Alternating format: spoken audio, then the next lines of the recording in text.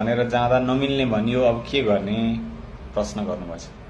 अब भर्खरै संसदले बैंकिङ कसुर तथा सजा ऐन 2064 मा केही संशोधन गर्दा हामीले सधैँ जिल्ला अदालतमा मुद्दा दर्ता गर्ने गरेको, चेक बाउन्स भएपछि जिल्ला अदालतमा सिधै मुद्दा दर्ता गर्ने गरेको विनिमय अधिकार पत्र ऐन 2034 को दफा 107 क पनि खारेज भएको अवस्था छ। त्यो खारेज हुँदाखेरि अब विनिमय अधिकार पत्र ऐन अन्तर्गत सिधै जिल्ला अदालतमा मुद्दै दर्ता गर्न पाइँदैन भनेर धेरै अदालतहरूले मुद्दा दर्ता नै रोकेको विवरणहरू आएका छन्। धेरै कानुन व्यवसायीले पनि अब चेक अदालतको मुद्दा दर्ता गर्न मिल्दैन भनेर अन्तर्वार्ताहरू दिएको सुनेको छु। मिडियाहरूले पनि त्यस्तै लेखेका छन्, तर यथार्थ त्यस्तो होइन। विनिमय अधिकार पत्र ऐन 2034 ज्यूका त्यौं छ, त्यसको उपचार पाउने दफा 107 ज्यूका त्यौं छ। त्यसमा क्षतिपूर्ति पाउने व्यवस्था, चेक बाउन्स भएपछि चेक बराबरको रकम, त्यसको ब्याज सहित क्षतिपूर्ति पाउने व्यवस्था ज्यूका त्यौं छ। हदम्याद जुन 108 दफामा छ, 5 वर्ष हुने हदम्याद, त्यो ज्यूका त्यौं छ। अब के आधारले चाहिँ यो ऐन अन्तर्गत मुद्दा चल्दैन भनेर अदालतले रोक्न मिल्छ?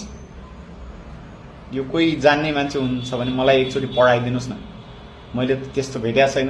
यो ऐन पनि खारेज भएको होइन, ऐनको उपचार पाउने दफा पनि खारेज भएको होइन र हदम्याद पनि खारेज भएको होइन। अब कुन आधारले चाहिँ यो मुद्दा दर्ता गर्न मिल्दैन, मुद्दा दर्ता हुँदैन भनेर रोक्न मिल्छ? रोक्न मिल्दैन। अब यो अहिले धेरैमा अन्यल छ हैन। त्यो अन्यल भएको हुनाले के गर्ने भनेर धेरैले चाहिँ मुद्दा दर्ता गर्न रोकेका हुन्। यो अन्यल छिट्टै हट्छ, तपाईँ आत्तिनु पर्दैन। किनभने 5 वर्षीय हदम्याद कायम रहेको अवस्थामा तपाईको चेक बाउन्स भएको छ र हदम्याद कटेको छैन भने एक्कासी तपाईको चेक काम लाग्दैन। अब कागज कस्तो भयो, पुलिस कहानी दर्ता गर्न मिल्दैन, अदालत पनि दर्ता गर्दैन मिल्दैन भन्न मिल्छ? तपाईको सम्पत्ति हो, सम्पत्तिको अधिकार एक्कासी खोज्न मिल्छ? संविधानले तपाईको अधिकार, सम्पत्तिको अधिकारलाई संरक्षण गरेको छ। कसैको सनकको भरमा तपाईको सम्पत्तिको अधिकार खोजिँदैन। त्यस हुनाले चिन्ता नगर्नुस्, केही दिनमै यसको निकास निस्किन्छ।